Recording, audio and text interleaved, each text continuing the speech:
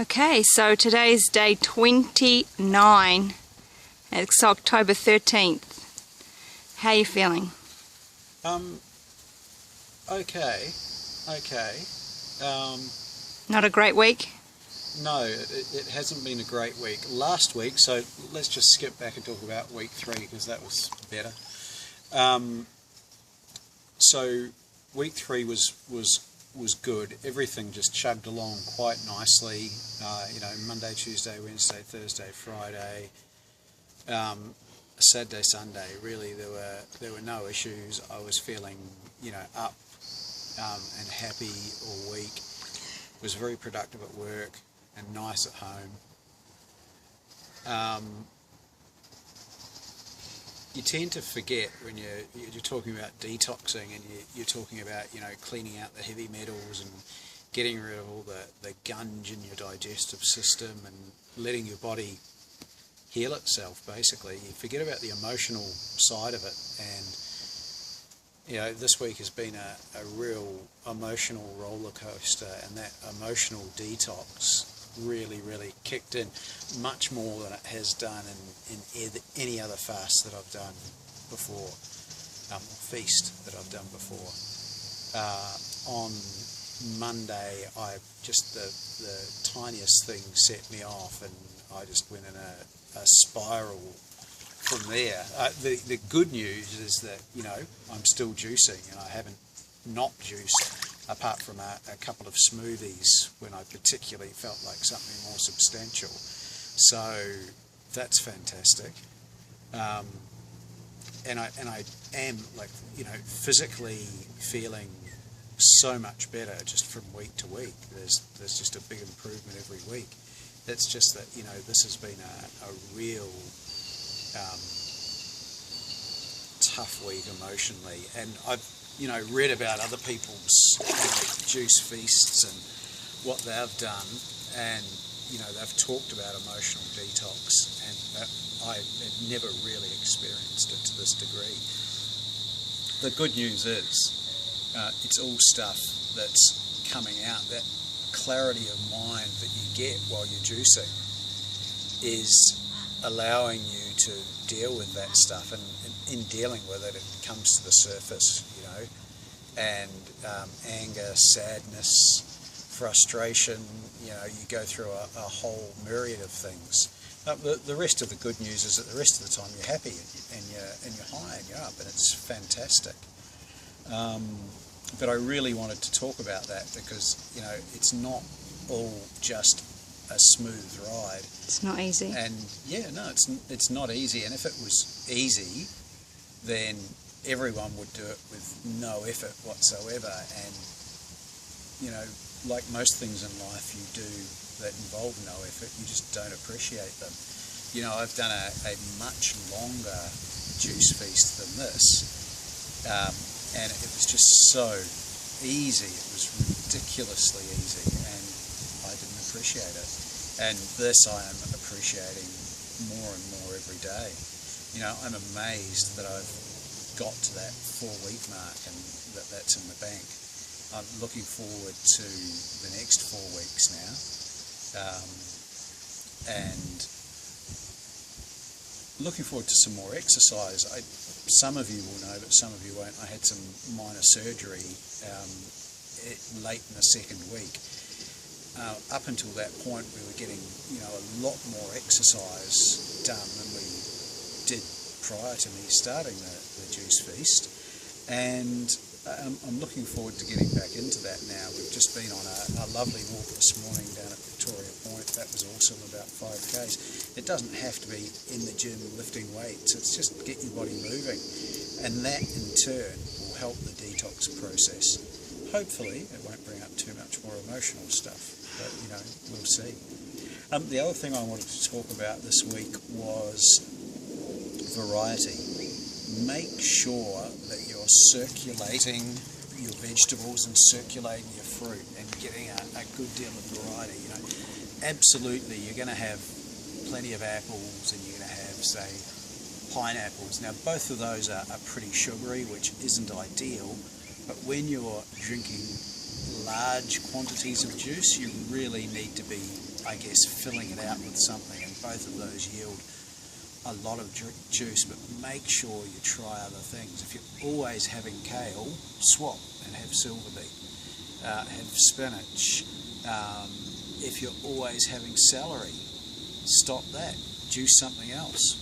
Juice lettuce, plain romaine lettuce is packed full of all sorts of goodies, and you know, when you eat a couple of bits of lettuce in a salad, you just don't get that benefit. But when you juice a couple of head of lettuce, you know, you get a surprising amount of juice out of it.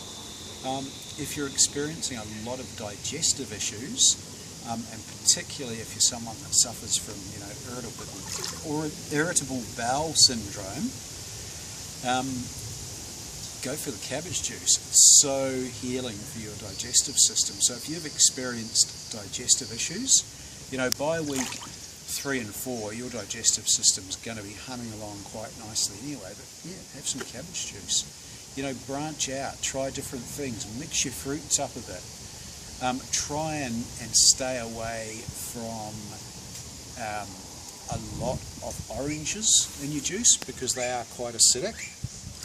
I do have quite a few in my juice, and when we eventually put that video of us making juice up, you'll see that. However, the reason I do that is that I've got a carbon fibre aortic heart valve, and I would normally be taking a lot of warfarin, but I find that if I have a great deal of citrus in my juice, it actually thins my blood out just about as well as the warfarin does, and the dosage can go, you know, way down. Interested to see how that works out for me.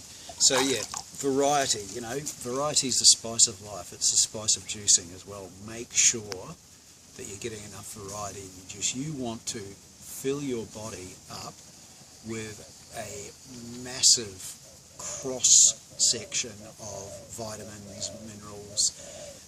Get those nutrients in and get as many as possible in from all different sources. You'll reap the rewards. Okay, just to finish up, I also want to talk a little bit about juicing. After 28 days of juicing and spending somewhere between half an hour and 50 minutes every day juicing, you can get a little bit over making the juice. So there's several things that you can do. A, you can force your children to make the juice. That hasn't happened and probably wouldn't work particularly well. B, you can grovel to your wife so that she makes the juice. But, you know, I kind of feel like part of earning the rewards that you get from fasting, the vitality, the energy, the effervescence that it will add to your life, part of that is paying for it by making the juice. You know, how many bad meals have you made? How many trips to the takeaways have you made and sat down and eaten, invested time and money, a lot of money, in eating absolute bloody crap? You know, make your juice, make your juice. In saying that, there are a few tips.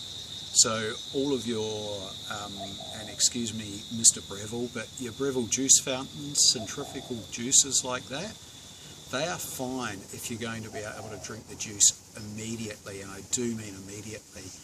The way they get the juice out, it's a little bit like people that advocate blending your fruit and vegetables and extracting the juice from them. That's fine as well if you're going to drink it immediately. But if you want to make up enough juice for a day, enough juice for 2 days, enough juice for 3 days, you need the cells that contain those nutrients to be gently extracted from the fruit and vegetables. And the best way of doing that is with a slow juicer. If you are going to be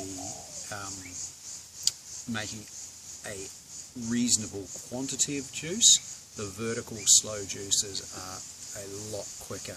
And we use a Curvings one, we sell it, we use it, we've been using it for what do you think, of 2 years now? Year and a half at least. Year and a half, 2 years. Yeah.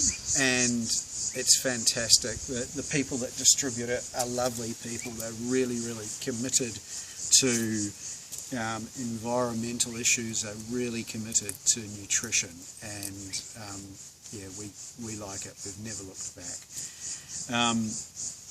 The advantage of those juices is that your fruit juice will yield massive amounts of, fruit and vegetable juice will yield massive amounts of nutritional impact, vitamins, minerals for up to 72 hours, so 3 days. So you can actually make up a massive amount of juice in one hit. For me to make 6 litres of juice as opposed to 2.5 or 3 litres takes about an extra 10 or 15 minutes as opposed to another half-hour session by the time you get the juicer out, make the juice, clean the juicer up. So if you're using a slow juicer, you can definitely do that. Anyway, that's about it, I think. Anything else you want to add, love? You've borne the brunt of my emotional, what shall we say, diarrhea over the past week. How's it been? No, in fact, I don't think it was diarrhea. I think it was more like emotional constipation. Thanks. But I think I do the funny stuff. Okay, sorry about that. We're both better for it, and I support you 100%. So you know, I'm here for you, and I'm really proud of you, and I think you're amazing. It almost looks like she's got a tear in her eye. Well, it could be sweat. It's pretty hot out here. Yeah, it is. Anyway, thanks very much for tuning in. We'll have something else for you next week. Bye. Bye. Okay, rolling. Okay, so next Friday, this is a little bit I wanted to add on the end that I forgot about. We are doing a movie night at the Redlands Healing Centre. It's Friday the 18th, isn't it, love? Yes. Yep. Doors open at 6:30. Please come along. We're showing Fat, Sick and Nearly Dead. It's an Aussie documentary by a guy named Joe Cross. Filmed in America. Filmed in America, yeah. But don't let that put you off. Really, really great, inspiring story, and the guy is like a firecracker. So please come along. We're going to have a juicing demonstration afterwards. We're going to be tipping juice down your throats during the movie. Ray Organics is going to be there with a few goodies and letting you know about their thing. Come along. It's a suggested $10 donation, loving donation we call it. Well, Jill calls it that. I say $10. Anyway, but come along. Love to have you there. We're going to have a special price on those Curbings juices, and we will launch. We will let you know by email what that special price is. In fact, I'll put it in the comments for the video.